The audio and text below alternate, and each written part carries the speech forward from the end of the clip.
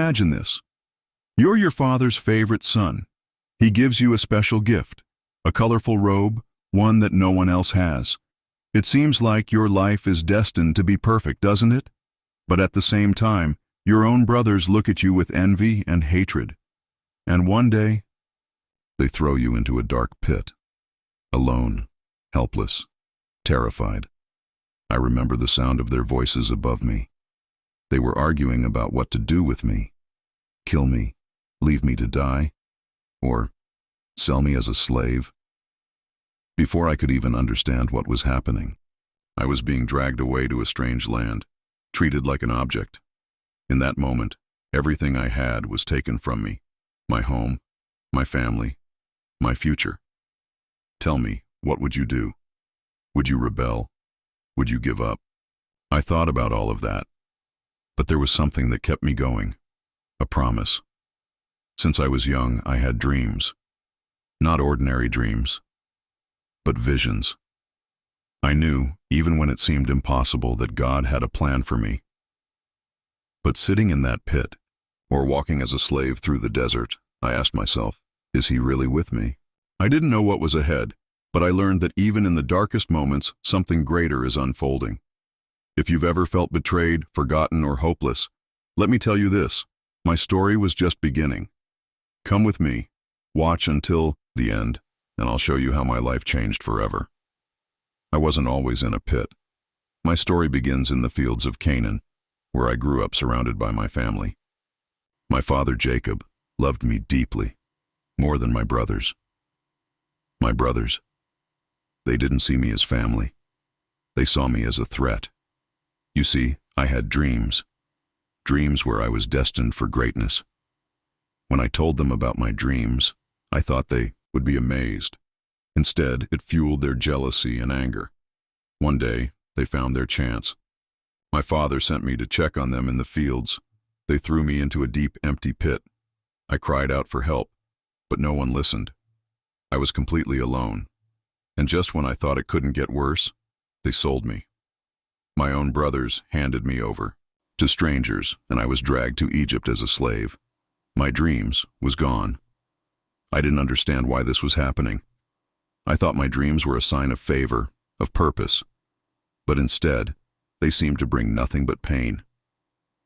Have you ever felt like the very thing you hoped for became the source of your greatest struggles? But even in that moment, as I stared at the stars, something inside me wouldn't let go.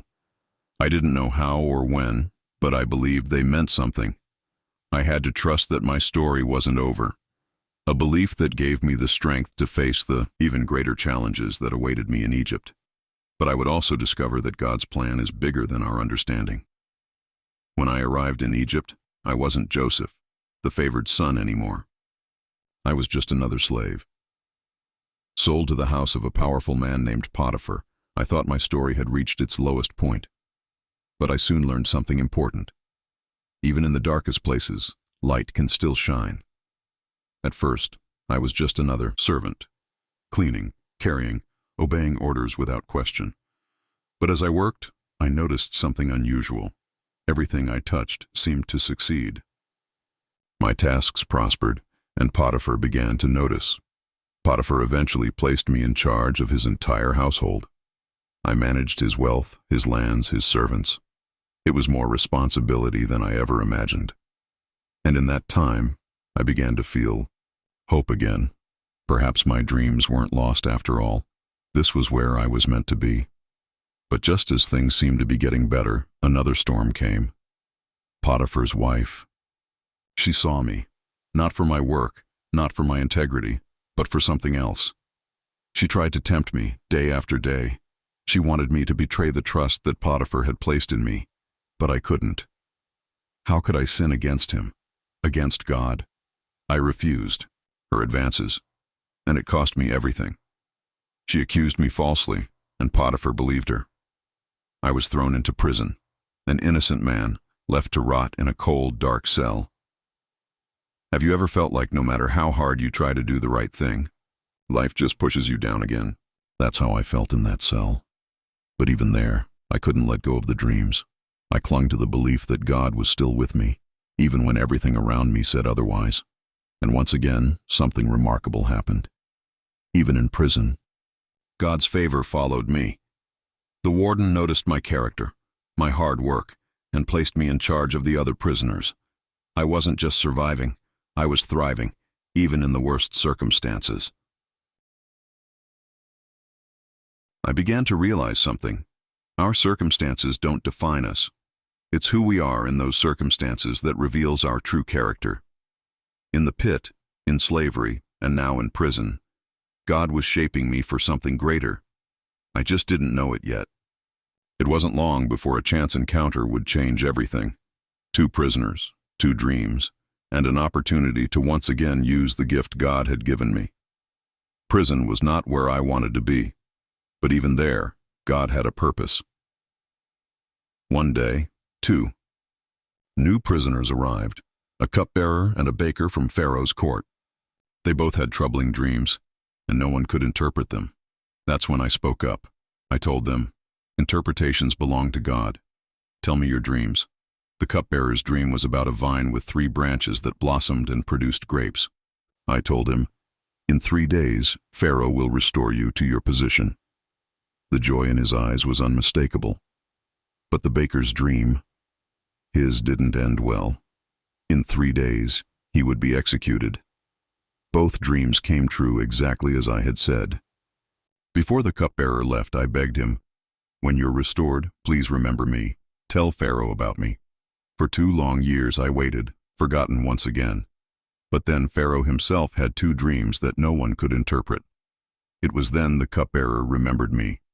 I was brought before Pharaoh, me, a Hebrew slave and prisoner, standing before the most powerful man in Egypt. He told me his dreams. 7 fat cows being devoured by 7 thin cows, and 7 healthy heads of grain swallowed by 7 scorched ones. I told him, God has revealed to Pharaoh what he is about to do. The dreams are one and the same. There will be 7 years of abundance, followed by 7 years of famine. You must prepare. Pharaoh was amazed, not just by the interpretation, but by the wisdom I shared. He said, who is wiser than this man? The Spirit of God is in him. And in that moment, everything changed. I was no longer a slave, no longer a prisoner. Pharaoh made me the 2nd most powerful man in Egypt, giving me authority over the entire land. From the pit to the palace, only God could write a story like that. I spent the next 7 years preparing Egypt for the famine. We stored so much grain that we stopped keeping records. When the famine came, people from all over the world came to Egypt for food. And there I was, the same boy who had been betrayed and sold, now responsible for saving countless lives. I realized then that every hardship, every betrayal, every lonely moment had been leading to this. God had a purpose far greater than I could imagine. He was not just saving me, he was saving nations through me. But my story wasn't over yet. Soon I would face the greatest test of all, the opportunity to confront the very people who had betrayed me. It had been years since I last saw my family, years of pain, growth, and transformation. Egypt was now in the grip of famine, but thanks to God's wisdom, we were prepared. People from every corner of the world came to buy grain, and then, one day, they came, my brothers. They didn't recognize me. How could they? I was no longer the boy they threw into a pit. I was now dressed in fine robes, speaking the language of Egypt, but I knew them immediately. The sight of their faces brought back everything, the betrayal, the pain, the pit. And yet, there they were, bowing before me. The dream I had as a boy was now a reality. But what would I do with this moment? Would I punish them, expose them, or something else? I decided to test their hearts. I wanted to know if they had changed. I accused them of being spies and demanded they bring their youngest brother, Benjamin, to prove their honesty.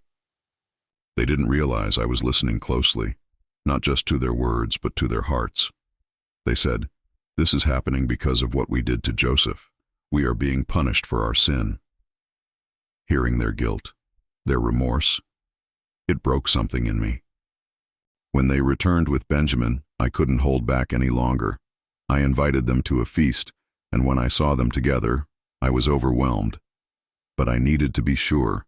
I planted my silver cup in Benjamin's sack and accused him of theft. I wanted to see what they would do. To my surprise, Judah, the same brother who once suggested selling me as a slave, stepped forward. He begged to take Benjamin's place, offering himself as a slave instead. That's when I knew. Their hearts had changed. I couldn't hide who I was any longer. With tears streaming down my face, I said, "I am Joseph, your brother, the one you sold into slavery." The room fell silent, and their faces turned pale with fear. They thought I would punish them, but instead, I forgave them. I said to them, "Don't be afraid. What you meant for evil, God meant for good. He sent me ahead of you to save lives." In that moment, years of pain melted away. God had turned my greatest trial into a blessing for all of us.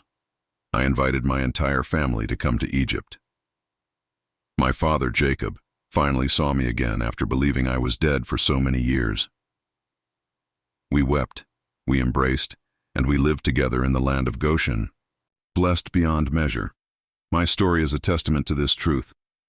God can take the worst circumstances and use them for good. Betrayal, slavery, false accusations, imprisonment, they all led to this moment of redemption and restoration. If you've been hurt, if you've been betrayed, know this: forgiveness isn't just for the person who hurt you, it's for your own freedom. What you're going through right now may feel like the end, but trust me, it's not the end of the story. God is always working behind the scenes, turning pain into purpose and brokenness into beauty. So don't lose hope. If this story moved you, please like, share, and subscribe, and let us know in the comments. How has forgiveness played a role in your life? Let's inspire one another. My story isn't just about a boy betrayed by his brothers or a slave rising to power. It's about the power of faith, perseverance, and forgiveness. Each moment, the pit, the prison, the palace, was part of a greater plan. A plan I couldn't see at the time, but was always there. Maybe you feel like you're trapped, forgotten, and hopeless. But remember this: your pain is not wasted. If this story inspired you, don't keep it to yourself. Share it with someone who needs to hear it today. Remember, you are never alone, and God is always with you.